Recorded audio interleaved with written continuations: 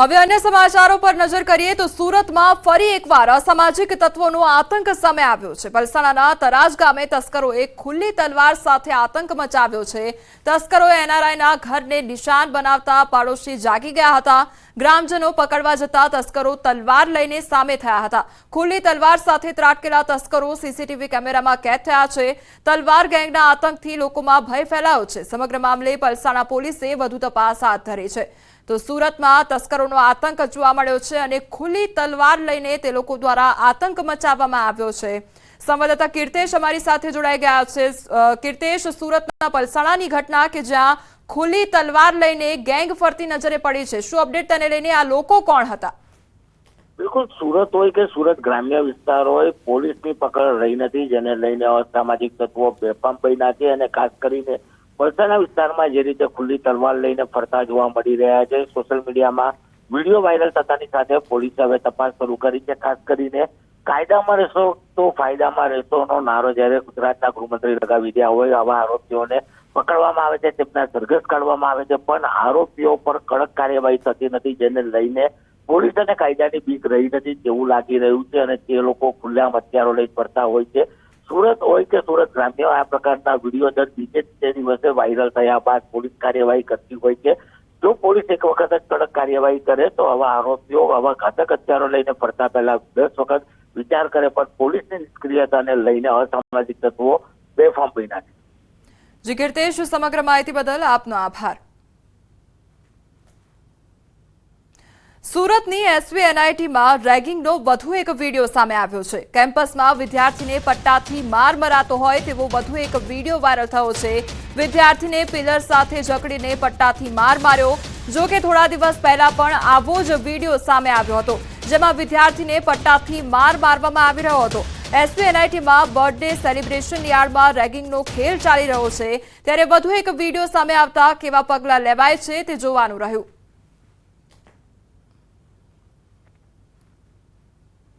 વડોદરા શહેરમાં મધ પાડવા બાળકનો જીવ જોખમમાં મૂકવામાં આવ્યો છે। અજાણ્યા લોકોએ બાળકને દોરડાથી લટકાવી મધ પાડ્યું હતું। બાળકને જોખમી રીતે ફ્લેટની અગાસી પરથી લટકાવી મધ પડાવવામાં આવ્યું હતું અને દોરડાથી લટકાવી બાળક પાસેથી મધ એકત્રિત કરાવવામાં આવી રહ્યું હતું। સ્થાનિકોએ વિડીયો ઉતારી વાયરલ કર્યો હતો તો મધમાખીના ઝુંડ વચ્ચે બાળકે મધ એકત્રિત કર્યું। ભાયલી ફાટક પાસે આવેલા વિરામ ફ્લેટની ઘટના હોવાનું સામે આવ્યું છે।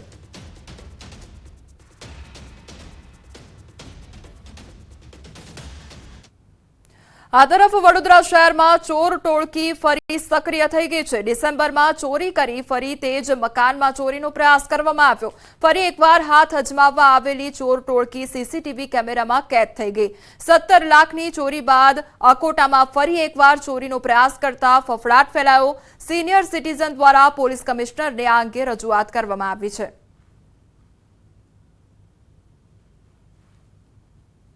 કચ્છના આદિપુર ગાંધીધામ હાઈવે પર નબીરાઓની હાઈ સ્પીડ રેસિંગનો વિડીયો વાયરલ થયો છે। ભયજનક સ્પીડમાં કાર હંકારતા યુવકો તેમજ જાહેરમાં પિસ્તોલ લહેરાવતો વિડીયો સામે આવ્યો છે। પૂર ઝડપે દોડતી કારમાંથી બે યુવકો હાથમાં પિસ્તોલ લઈને એકમેક સામે વેવ કરતા નજરે ચડ્યા છે। શિણાઈ રોડ પર જાહેરમાં ગાડી રેસ અને હથિયાર લહેરાવવાના કિસ્સાથી સ્થાનિકોમાં ભયનો માહોલ જોવા મળ્યો છે। વિડીયો વાયરલ થતા પોલીસે તપાસ હાથ ધરી છે। તો ગાડીની રેસિંગ કરવાનો આ વિડીયો સામે આવ્યો છે। આ સાથે હાથમાં જે હથિયાર હતા તે લઈને તે લોકો સવાર હતા તે અંગેનો વિડીયો વાયરલ થયો છે, જેના કારણે જે સ્થાનિક લોકો છે, આસપાસના લોકો છે, તેમનામાં ભયનો માહોલ જોવા મળ્યો છે। ત્યારે આ નબીરાઓનો વિડીયો સામે આવ્યો છે, જેમાં તે લોકો સ્ટન્ટ કરતા નજરે પડી રહ્યા છે। ગાડીની રેસિંગ કરતો આ વિડીયો સામે આવ્યો છે, જેમાં હાથમાં હથિયાર હોવાનું પણ સામે આવ્યું છે। તો ભયજનક વિડીયો જોતા લોકોમાં ફફડાટ વ્યાપ્યો છે। તો કચ્છનો આ સમગ્ર મામલો છે કે જ્યાં એકબીજાનો વિડીયો ઉતારવામાં આવી રહ્યો છે। ગાડીની રેસિંગ ચાલી રહી છે અને એકબીજાનો વિડીયો ઉતારી રહ્યા છે। હાથમાં હથિયાર છે, જાણે એ લોકો દ્વારા સ્ટન્ટ કરવામાં આવી રહ્યો હોય તે પ્રકારની પરિસ્થિતિ જોવા મળી રહી છે અને હાઈ સ્પીડમાં ગાડી હંકારી રહ્યા છે, જેના કારણે જે આસપાસના કાર ચાલકો હતા તેમનામાં ભયનો માહોલ જોવા મળ્યો હતો। આ સાથે જે રહેણાંક વિસ્તારના લોકો છે તેમનામાં પણ ભયનો માહોલ જોવા મળી રહ્યો છે, કારણ કે આ પ્રકારની પરિસ્થિતિનું નિર્માણ અવારનવાર જોવા મળતું હોય છે।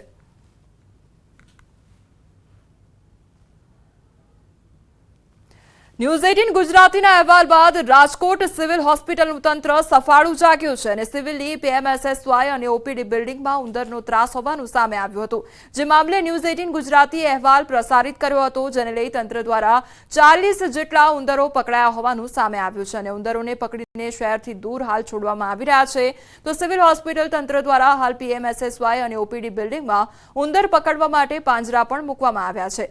ઉલ્લેખનીય છે કે થોડા સમયથી રાજકોટ શહેરની સિવિલ હોસ્પિટલમાં ઉંદરોનો ત્રાસ સામે આવ્યો હતો, જેને લઈ તંત્ર દ્વારા ઉંદરો પકડવાની કામગીરી કરવામાં આવી રહી છે.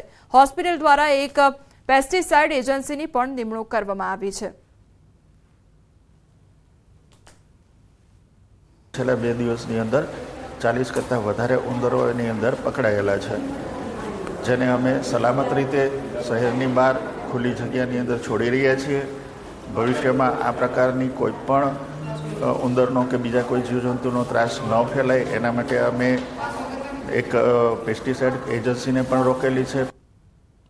મહીસાગર જિલ્લામાં ફરી એક વખત ભાડુતી શિક્ષિકા શાળામાં ભણાવતા હોવાનો વિડીયો સામે આવતા ન્યૂઝ 18ની ટીમ દ્વારા આશ્રમ શાળાની મુલાકાત લેવામાં આવી, ત્યારે વિડીયોમાં આશ્રમ શાળામાં શિક્ષિકા રીટાબેન પટેલની માતા ચંદ્રિકાબેન પટેલ બાળકોને ભણાવતા હોવાનો વિડીયો સામે આવ્યો હતો. આ અંગે સ્થળ ઉપર જઈ તપાસ કરતા શાળામાં શિક્ષિકા રીટાબેન શાળામાં હાજર હતા. જો કે આ વિડીયો 2 દિવસ જૂનો હોવાનું પણ સામે આવ્યું હતું અને તે સમયે શાળામાં રીટાબેન શાળાના બાળકોને ભણાવતા હતા. આ બાબતે તેઓને પૂછતા તેઓએ કહ્યું કે સમગ્ર વિડીયો ખોટો છે. આ અંગે ચંદ્રિકાબેન પટેલને પૂછતા તેઓએ હું અહીં અનાજ કાઢવા આવી હતી અને વર્ગ ખાલી હતો અને મને ભણાવવાનો શોખ છે, જેથી હું ત્યાં ભણાવવા ગઈ હતી તેવી વાત કરી હતી. ત્યારે શાળા સંચાલક મંડળના ટ્રસ્ટી રતિલાલ પટેલને આ અંગે પૂછતા તેમણે ગોળ ગોળ જવાબ આપ્યો હતો. કે ટીચર તો હું જ છું, પણ એ મારા મધર હતા અને એ મંડળના સભ્ય છે, એટલા માટે અનાજ કાઢવા માટે આવ્યા હતા.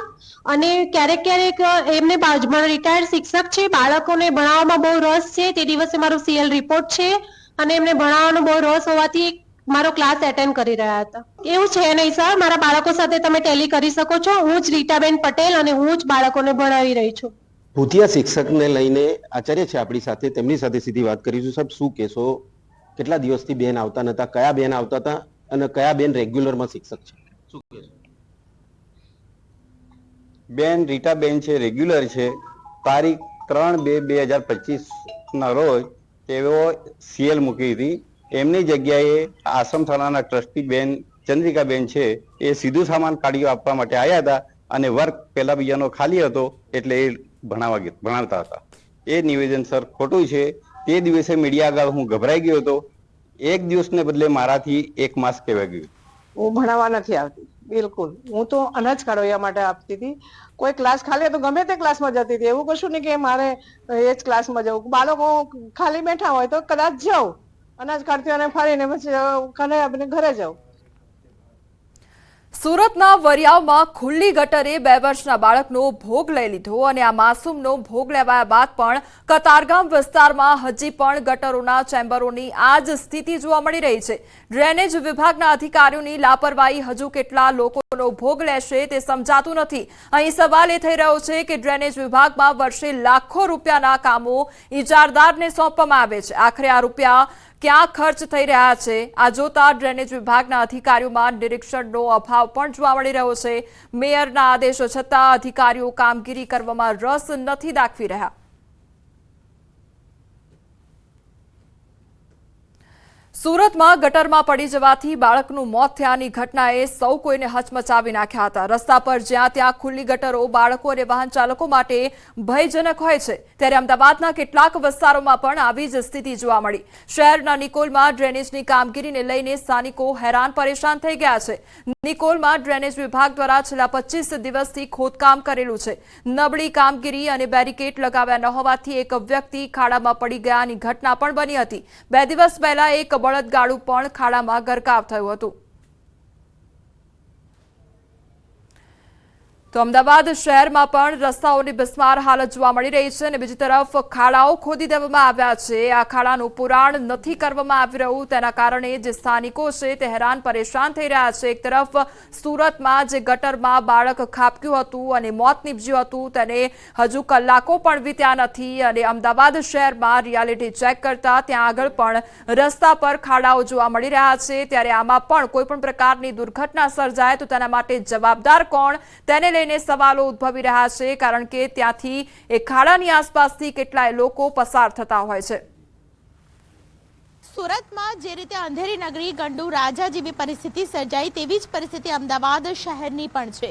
અમદાવાદના નિકોલ વોર્ડમાં હું અત્યારે છું અને નિકોલમાં પરિસ્થિતિ જુઓ તો અહીંથી પસાર થતા લોકો ત્રાહિમામ પોકારી ગયા છે। તેની પાછળનું કારણ કે અમદાવાદ મહાનગરપાલિકાના ડ્રેનેજ પ્રોજેક્ટ વિભાગ દ્વારા જે ડ્રેનેજ લાઇનની કામગીરી ચાલી રહી છે ત્યાં ક્યાંક મંદ ગતિએ ચાલી રહી છે। ત્યાં સુધી કે આ જ વિસ્તારની અંદર એક બાળક છે તે ખાસ કરીને આ જગ્યા પરથી પસાર થાય છે અને તે અહીં પડી જાય છે, સ્લીપ થઈ જાય છે। એક ગાડું અહીંથી પસાર થાય છે તે અહીં માટીમાં ખૂંપી જાય છે, પરંતુ પરિસ્થિતિ એવી છે કે ખાસ કરીને અમદાવાદ મહાનગરપાલિકા તેનું કોઈ પણ પ્રકારનું ધ્યાન લેતી નથી। આ પ્રકારની પરિસ્થિતિ વચ્ચે લોકો કેવી રીતે જીવી રહ્યા છે, લોકો સાથે પણ વાતચીત કરવાનો એક પ્રયત્ન કરીશું। આ કેવા પ્રકારની ઘટનાઓ અહીંયા બની ચૂકી છે, કેટલા દિવસથી આ કામ ચાલે છે? આ કામ લગભગ 20-25 દિવસથી ચાલી રહ્યું છે। એમાં એટલી ગંદકી આગળ થઈ ગઈ છે અને આ લોકો મચ્છર તો ઠીક છે પણ આ લાઈન નાખી એ પછી આજ 20 દિવસ થઈ ગયા। સામે પ્રાઇમરી સ્કૂલ છે, આંગણવાડી છે, નાના બાળકો લઈને કેટલા પડી જાય છે। અમારા હોમાં એક ભાઈ પડ્યો હતો ને તે બેભાન થઈ ગયો હતો, અમે એને કાઢ્યો અને લોહી લુહાણ થઈ ગયો હતો, એ બી ફોટા એમને બેનને આપ્યા હતા। અને બીજું કંઈ કાલે બળદ ઊંટગાળા હાથે આખો ઘૂસી ગયો તે અમારી હોમાં આગળ કામ ચાલતું હતું, હિટાચી વાળા મશીન વાળાને બોલાવ્યો, બીજા કોઈથી નીકળે એમ નતો, એને બેલ્ટ મારીને કાઢવામાં આવ્યો અને નિકોલમાંથી અત્યારે જવાની કોઈ રસ્તો જ નહીં। નિકોલની અંદર અત્યારે તમે જુઓ તો ડ્રેનેજનું કામ ચાલે છે, વરસાદના પાણીનું કામ ચાલે છે, એમ કરીને આ લોકો અણધાર્યું કામ કરે છે। આ લોકોને મોટા અધિકારીઓને ખબર નહીં પડતી હોય કે ભાઈ ગમે તે એક લાઈન નાખ્યા પછી રસ્તો ચાલુ એક સાઈડ રહે પછી બીજી નાખીએ, પણ અત્યારે એક બાજુ લગ્નની સિઝન છે, આ ગામમાં 3 જાન આવેલી છે, એક ગઈ છે, મહેમાન આવેલા હોય, ભાગોરે ઊભું રહેવાની જગ્યા નહીં, રોડ ઉપર આવવા જવાની જગ્યા નહીં, ઘણું બધું આ લોકોએ આયોજન વગરનું કામ કર્યું છે। અને આ મ્યુનિસિપાલિટી એમના નફા માટે આ સરકારના પૈસે, આ પબ્લિકના પૈસે સરકાર આ મ્યુનિસિપાલિટીના અધિકારીઓ ખાવા માટેનો આ ધંધો કરી રહી છે। આ પ્રકારનો આક્ષેપ લોકોનો છે, તમે શું કહેશો ભાઈ? કારણ કે અહીં જે પ્રકારની ગંભીર ઘટનાઓ બની છે, આવી પરિસ્થિતિ વચ્ચે સુરતમાં પણ આવી પ્રકારની ઘટના બની, તમે શું કહેશો આ ઘટનાઓને લઈને? ખાસ કરીને હવે ક્યારે કામ પતવું જોઈએ? આ 25 દિવસ છે એક ધારું કામ બંધ, પાણી 15 દિવસથી સતત પાણી ગંદુ પડી રહ્યું હતું, કોઈ ધ્યાન દેતું નહીં, કોઈ સાંભળતું નહીં। અધિકારી આવી આટો મારી જતો રહે, આમ કરશું આમ કરશું। અઠવાડિયે એક ધારા બધા મંડાણા ત્યારે આ પબ્લિક આવી, કોઈ બોલનારું નહીં, કોઈ કહેનારું નહીં, કોઈ સાંભળનારું નહીં। અત્યારે ઊભા પણ ન રહેવાય તેવી પરિસ્થિતિ છે। કેટલા દિવસ સમયથી આવા પરિસ્થિતિ? આ દિવસ 15 દિવસથી આ સળંગ પાણી ભરેલું છે।